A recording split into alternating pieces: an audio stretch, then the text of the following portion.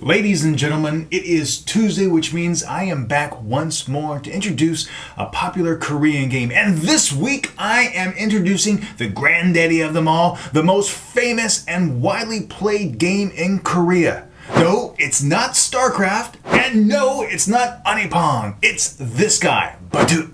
Now, if you're looking at the screen and you say, hey, that's Go. Well, you're right. That is the name in Japan that we call Baduk here. But actually the game is far older than you may realize. It actually dates back more than 2,500 years to China.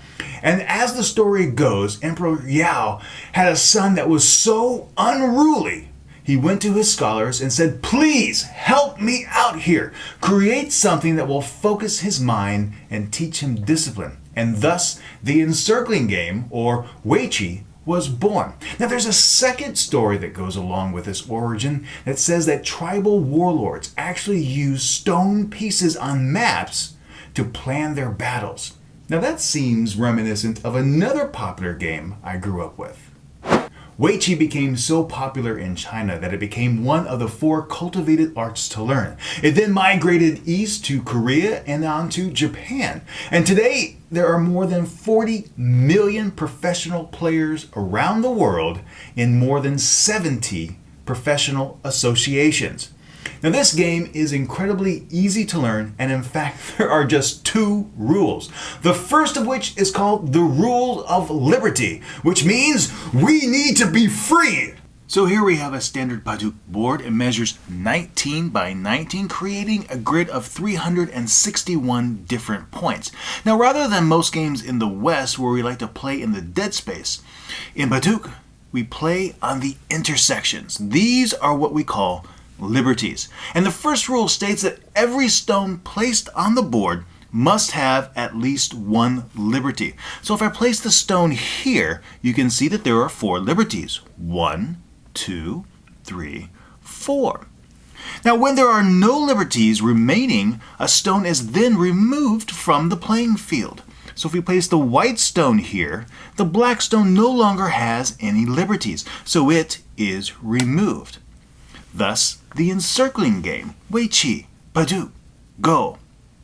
The game continues as each player tries to gain territory on the board. So black has a large territory over here, and white has a territory here in the lower left.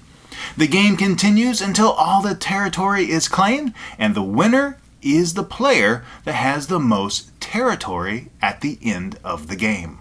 The second rule of Baduk forbids a player from placing a stone on the board that would create an endless series of repeating events. And that's it. The rest is just strategy. And because strategy is such an important portion of the game, there are actually academies here in Korea that teach nothing but Baduk. And many feel that learning Baduk actually has an important role in one's life because it teaches you when to be aggressive, when to be observant, and when to cut your losses and run away. To learn more about this game, please click on the link and surf on over to the Korea blog, the official blog of the Korean government. You can read my article. It has a little bit more information about the history and the rules involved with the game. But what I would like to know, what is your favorite strategy-based game? Please leave a comment down below and let me know what that game is and why you love it. Now next week I will return with the last video in the series, so I hope you'll join me then. But until next time, remember to be true to yourself and always be awesome.